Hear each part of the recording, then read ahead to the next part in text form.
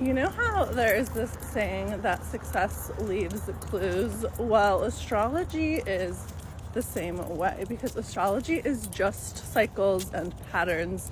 And in the same way that there's a science to business, like astrology is just science and math.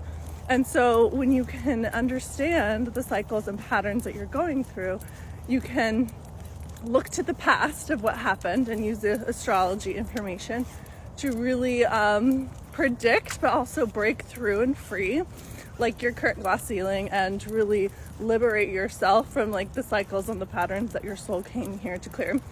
And so one example of this is December 10th, we have a Mercury opposing Uranus, and we had Mercury oppose Uranus October 29th when Mercury was in Gemini, Uranus was in Gemini, and Mercury was in Sagittarius. And then Mercury and Uranus both retrograded back and had their second pass. Mercury in Scorpio, Uranus in Taurus on November 19th.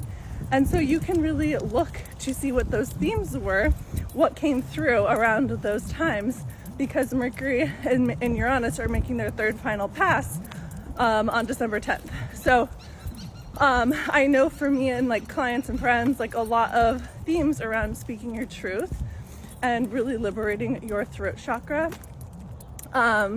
came through, because your throat chakra is your authenticity, is your mediumship, it is your how you really manifest and create. Oh, look at the moon. It's really how you filter your reality, right? And so like, how do people find you? It's when you are authentic in your truth and you're self-expressing and you're just like communicating to the world who you are, what you want. And so this brought up a lot of like, I'll say like witch wound things for people where it wasn't actually safe.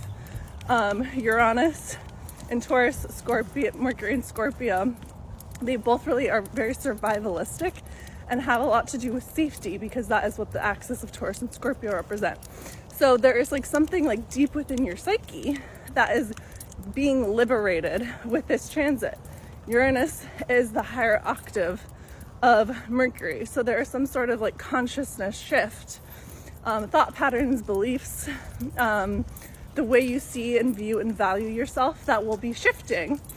And so you can go back and be like, okay, what were the themes that I was going through with these transits end of October, November 19th, for what is going to be coming through. Another example, also happening tomorrow, is Neptune stations direct in Pisces. And it is closing out a basically 15-year cycle in Pisces since 2011, which is really, so it's really like a 14-year cycle, but we've had this whole year. And so you can go back and be like, okay, what have been the cycles and patterns that I've been going through since 2011 and the Pisces ruled part of my chart in my life? And you can also go to March 2023, because Saturn is also closing out its cycle in Pisces in the next 2 months as well. And then we've also had the North Node in Pisces all year. So like, there has been so much Pisces lessons and just really cycles and patterns that we're here to master currently right now. And this year, this reality, as we're closing out the old and really making way for a new world, because Pisces is where things go to die to be reborn.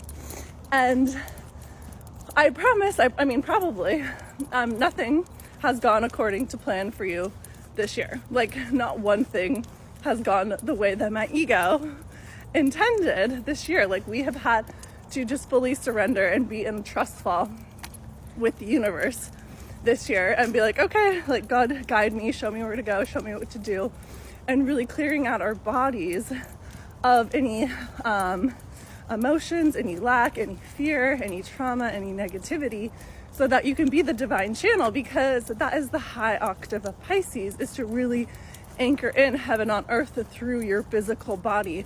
And what happens is Pisces gets really disconnected and disassociated from their bodies, because Neptune is like I will say like the planet that keeps you out of your body. This is like what I call it's like daddy issues, right? people with strong Pisces, I'm like, tell me what's going on with the father, right? Because your father is who teaches you how to be safe in your body. And if you have strong Neptune or Pisces or 12th house placements, it's not necessarily like there was abandonment with the father, but it could also just be like your father wasn't in his body, so you never learned how to be in your body. And so the way that manifests for people with strong Pisces, 12th house, Neptune aspects, whatever, is that they're just not out of the body. So they develop safety mechanisms like living life out of their third eye, which is why Pisces can be really empathic and attuned to other people, or, you know, like they turn to drugs or alcohol, they're really codependent, and really they basically lack boundaries and a strong frame. And when you aren't in your body and you don't have a strong frame, like it's impossible to be magnetic. And not only is it you can't be magnetic, but then you're also like missing your power and potential to anchor in heaven on earth, because Pisces needs to be grounded to receive the codes from up above, right?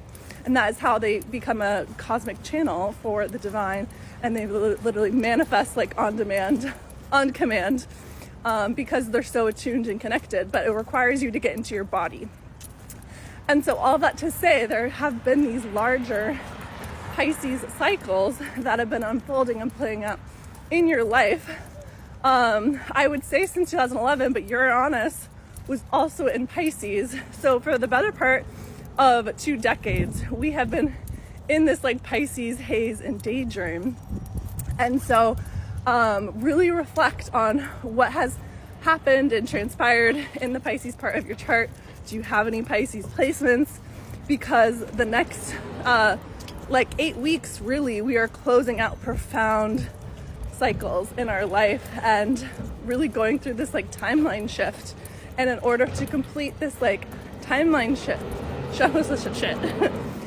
shift, something has to die within you to be reborn.